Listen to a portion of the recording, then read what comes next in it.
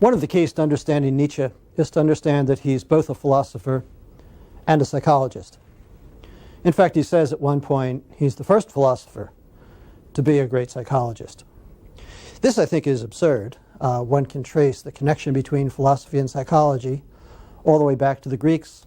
Certainly the medieval Christians were philosophers who were almost obsessed with human psychology. And in the modern period, we have people like John Locke, and just before Nietzsche, of course, there's Schopenhauer.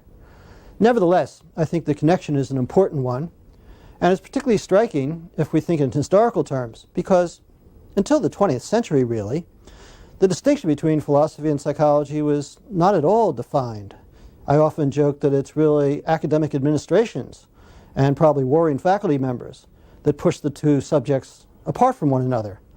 I think the truth is that every great philosopher has also been a psychologist, but I think Nietzsche does deserve some credit as being perhaps the most insightful and the most profound of all of them. He synthesized philosophy and psychology in a number of different ways.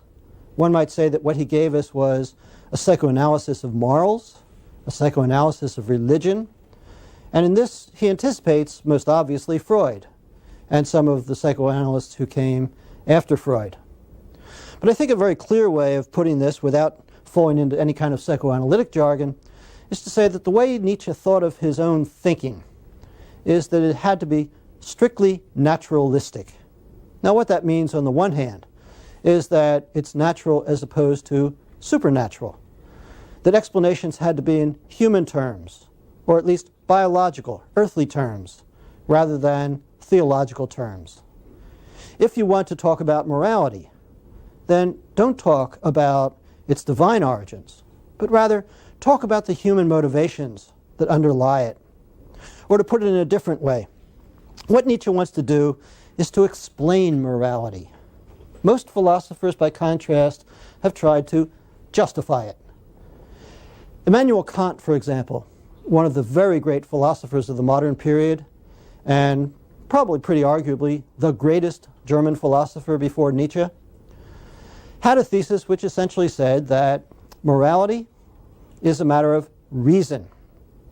And reason, of course, is something that was put in us by God.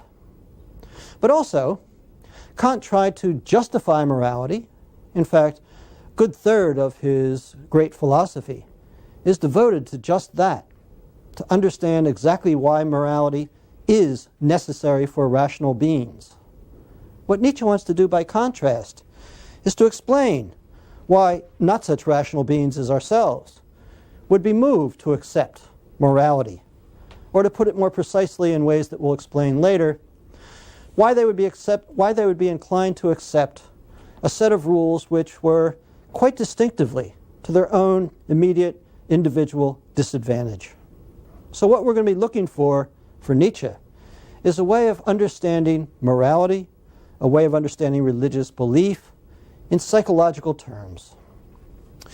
A few examples. One can think, for example, of the idea that we are naturally inclined to be kind, they were naturally inclined to be compassionate, something that a great many philosophers have argued and hoped for. The ancient philosopher Mencius in China argued such a thesis. The economist Adam Smith, who was also a great moral philosopher, argued such a thesis. And more immediately, Schopenhauer, Nietzsche's mentor, had argued such a thesis. What Nietzsche points out is, if you really examine pity, compassion, sympathy, and the like, what you find is something very different. What you find, among other things, is a search for individual superiority, an assertion of individual power, if it's nevertheless a kind of impotent and pretty pathetic power.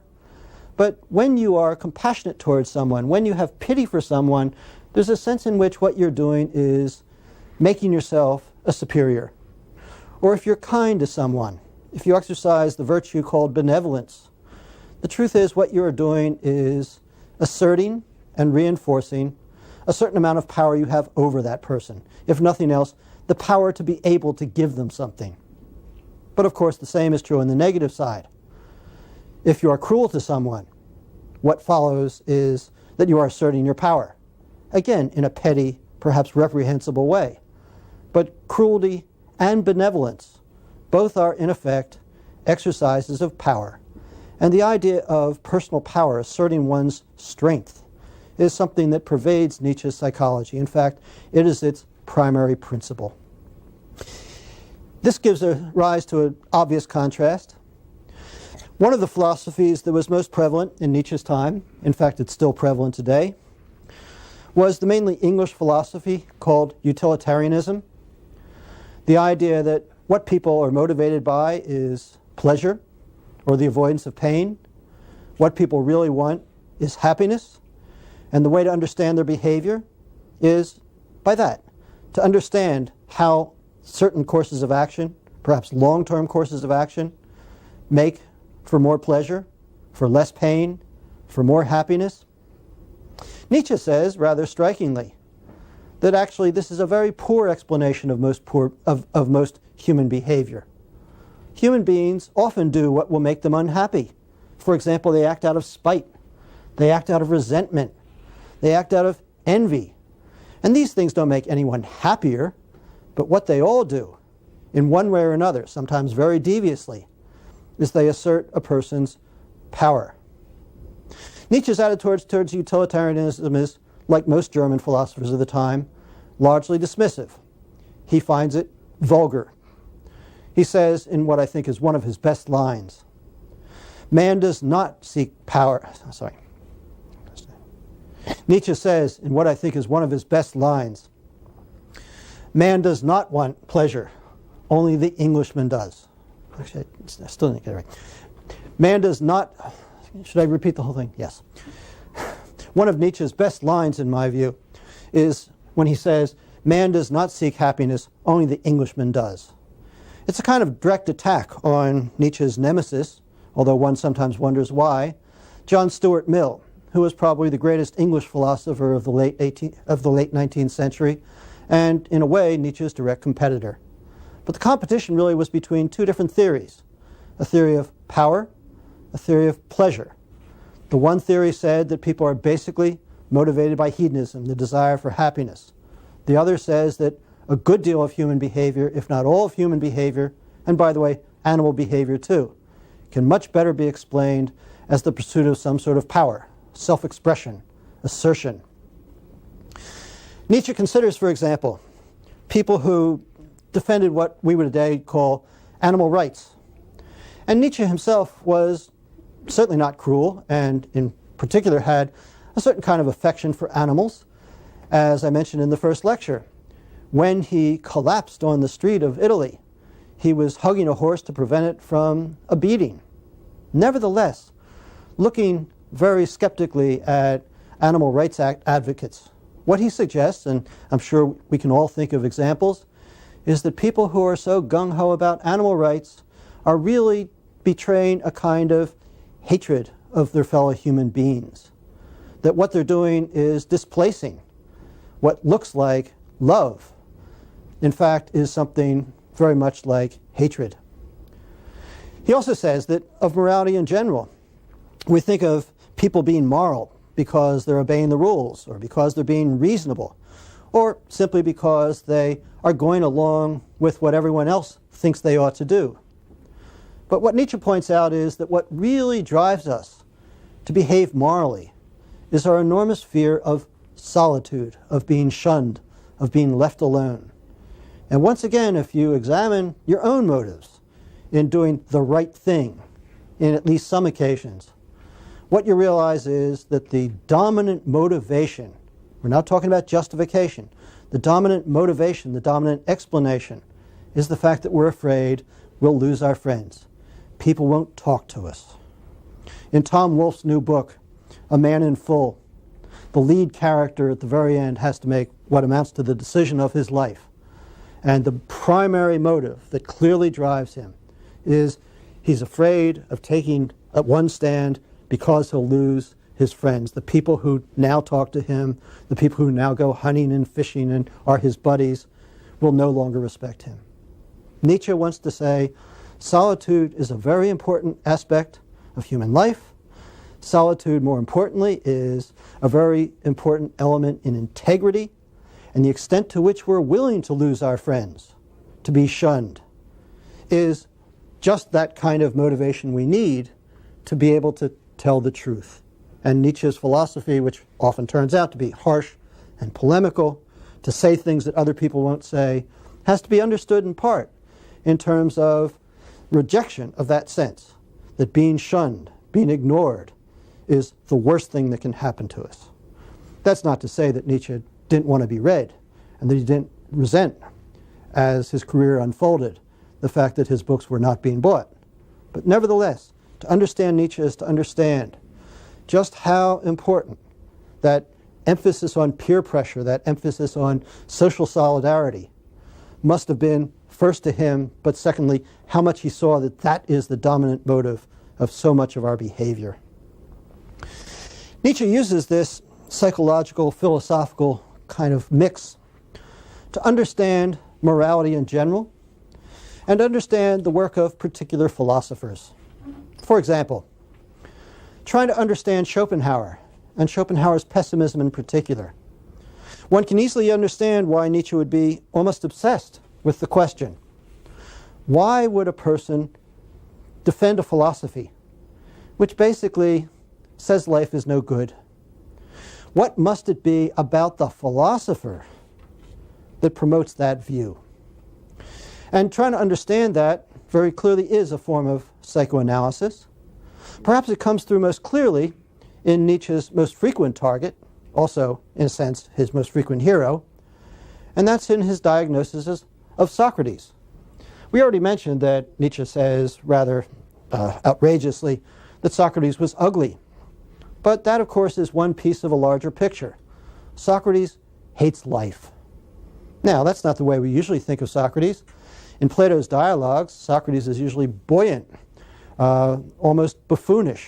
He's a man about town. He's the gadfly. He's the person who wants to talk to everyone and seems to be enjoying his life immensely.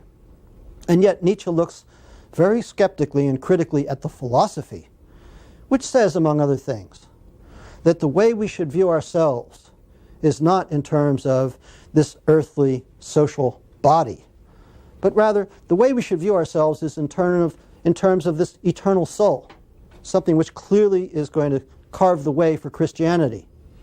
And what's more, we should think of the real world, not in terms of this changing world that we live in which things are born and grow and decay and die, but rather we should think of the real world as a perfect world, a world in which only perfect ideals exist, of which this world is really only a shadow.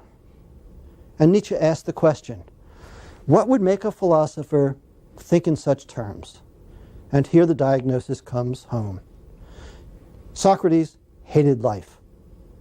However happy, joyful, sociable he may have seemed, the truth is Socrates was looking for another world. And you can anticipate what his primary objective in attacking Christianity is going to be. That basically Christianity rejects this world with all of its sufferings, with death, and replaces it with a fantasy that there is no death, a fantasy of a world in which there is no change, in which people don't suffer, in which all of this that we're going through now will somehow be eclipsed and perhaps forgotten.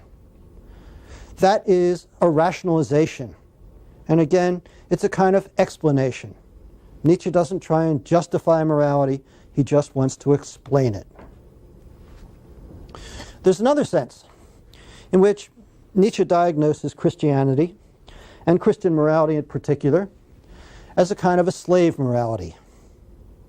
I've mentioned this, and I'm going to be talking about it in great detail later on.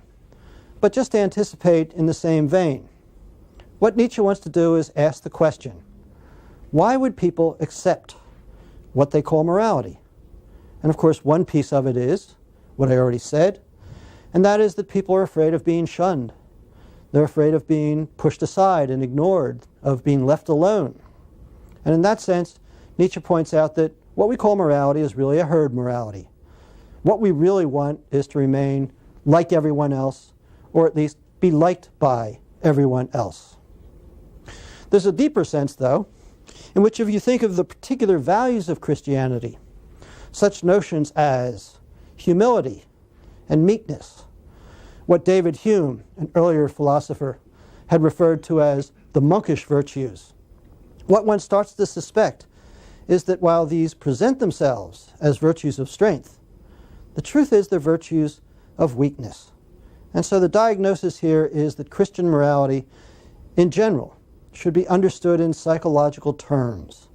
And those psychological terms are largely going to be diagnostic in terms of human foibles, in terms of human weaknesses, in terms of what Nietzsche generally calls the human all too human.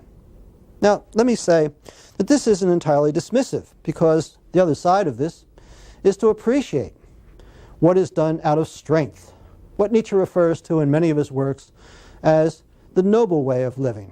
And he wants to understand that psychology too. There's a sense in which he very clearly anticipates modern psychology, not just Freud, whom I'll come back to in a moment, but also some other figures who are very important and in fact anticipate Nietzsche in some important ways. The first to be mentioned here is a Danish philosopher who will come up again. Kathy mentioned him in the last lecture. His name is Søren Kierkegaard. He was a philosopher in the middle of the 19th century, so just before Nietzsche by a few decades. It's pretty clear that Nietzsche did not have a chance to read him, although he may have heard of him. Kierkegaard, unlike Nietzsche, was a devoutly religious philosopher, but in some very interesting ways, they agreed. And in fact, they're both often classified as existentialists, something which I'll draw into question later on. But the basic idea, which was really created by another German psychologist in the 20th century named Karl Jaspers, was that for all of their obvious disagreements, Kierkegaard being a devout Christian, Nietzsche being a rather rampant atheist, for all their apparent disagreements, they really were much more in agreement than not. For example, in their attitude towards what they both called, but Kierkegaard in particular called, Christendom, or less flatteringly still, the Christian mob. The idea of Christianity as a herd religion. Kathy mentioned in the last lecture the fact that what Nietzsche really despised about Christianity was much more the kind of social institutions. And in particular, what he wanted to say was that Christianity as we know it, and Kierkegaard said much the same thing, Christianity as we know it is really more of a social institution, almost like a club, somewhat exclusive club, and it's meant more for the mutual self-righteousness and aggrandizement of its members than it is, as it states, for a kind of appreciation of something divine, spiritual, and so on. Kierkegaard, too, is a profound depth psychologist. He analyzes the motives behind most people and their kind of hypocritical Christianity in terms of human weaknesses like laxity, laziness, and of course hypocrisy itself can be a powerful motive. Nietzsche follows him, and I think in many ways they agree that what Christianity does and the way Christianity must be understood is largely in terms of social peer pressure and not in terms of any particular kind of theological or even psychological motive for spirituality. Kierkegaard, of course, attacks this by way of recreating a genuine notion of Christianity. Nietzsche attacks it in order to put down Christianity for certain purposes. But nevertheless, I think the two should be seen as akin, and I think the two should be seen as two of the great psychologists behind morality and religion in the modern period. The other figure that comes to mind here is the Russian novelist Fyodor Dostoevsky. Dostoevsky, with Kierkegaard, both had a profound insight into the nature of despair, or the emotion that these days is generally referred to in the German style as angst, anguish, anxiety. Kierkegaard, for example, wrote an entire book, his first book, on the concept of dread. Dostoevsky, in such novels as The Brothers Karamazov in particular, characterizes the same kind of depth psychology and talks about the intense fear, the anxiety of the possibility of facing life without God. Brother Ivan Karamazov, essentially says in a famous line which is often attributed to Nietzsche, if there is no God, everything is permitted. But in Ivan's mouth, this is certainly not a kind of joyous cheerfulness, as it will be for Nietzsche in a sense, but rather it's a cry of despair. And not surprisingly, Ivan goes crazy by the end of the novel. Both Dostoevsky and Kierkegaard were keenly aware of the role of fear and anxiety in human life, and Nietzsche reinforces this. He talks about the fear of solitude. He talks about the fear of human nature itself, of the passions, of the forces within us which we don't really understand. And here, of course, he anticipates two of the greatest thinkers in this tradition, one a contemporary, namely Karl Marx, and the other, immediately following him, Sigmund Freud. I'll talk about Marx first because it's a much simpler conversation. It might seem a little bit mysterious that Marx and Nietzsche are put together in the same breath. In fact, Nietzsche hated socialism. He despised democracy. And Marx, in an obvious way, was sensitive and in favor of them both. But they agreed in something else, which was more fundamental. And in this, they could trace their origins to an earlier German philosopher, the beginning of the 19th century, a man named Ludwig Feuerbach, who followed such idealists as Hegel and Kant, who argued that the world consisted mainly of ideas, and what was primarily real was the human mind. And what Feuerbach replaced it with, was a conception that what the world is basically is matter. And what human beings are, basically, is matter in motion. If you want to understand human beings, don't ask first, what do they believe? If you want to understand a human being, ask first, what does he eat? Feuerbach defends a notorious pun in German. Man isst, was man isst. And what that means basically is one is what one eats. It's a defense of a basic kind of materialism. Not crude materialism in the sense that we sometimes use that term today, namely somebody who worries only about material goods, cars, sofas, stereos, and the like. But rather, it's materialism in a basic philosophical sense, that the world is straightforwardly matter. The world can be understood in terms of physics and biology. It is perfectly of a piece with Nietzsche's emphasis on naturalism, which in this interpretation means very straightforwardly. If you want to understand human behavior, if you want to understand human motivation, then look to biology, look to physics, look to the kind of energies, look to the kind of motivations, the instincts that biology gives us, and that's where you'll understand why people are the way they are. Feuerbach came crashing into Germany and caused immediate scandals. He had some very important followers, one of whom, of course, was Karl Marx. Marx was also a materialist.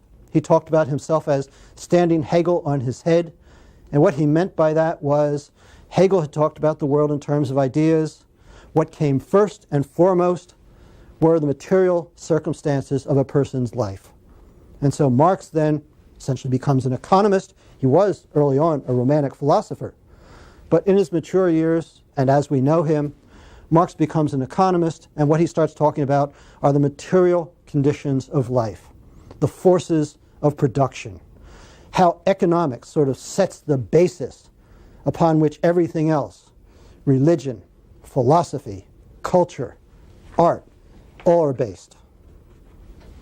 Which brings us to Freud. Freud was also a materialist in this sense.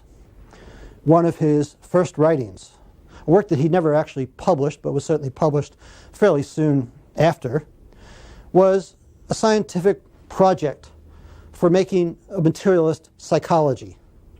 The very word psychology comes from the study of the psyche, the study of the mind.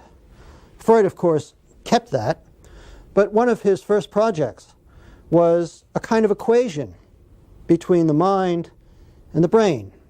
Now, without going into much detail here, one can say that at the end of the 19th century, one of the things that was happening was the discovery of neurology.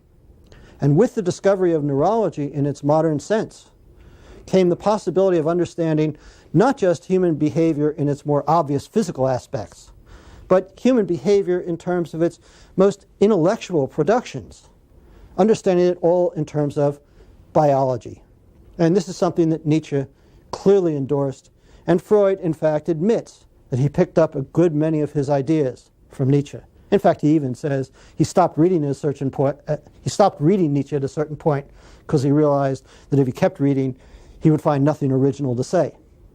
But the idea is that what they shared in common, the reason why Nietzsche is so important for understanding modern psychology, is that he did have, as Marx had, a kind of deep skeptical attitude towards people's stated motivations.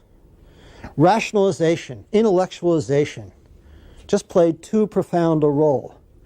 That there are certain ways we would like to think of ourselves. There are certain motives that we would like to think move us. When in fact, this is just a cover story. That when, for example, what we feel is compassion, and of course we would like to think of ourselves as compassionate creatures.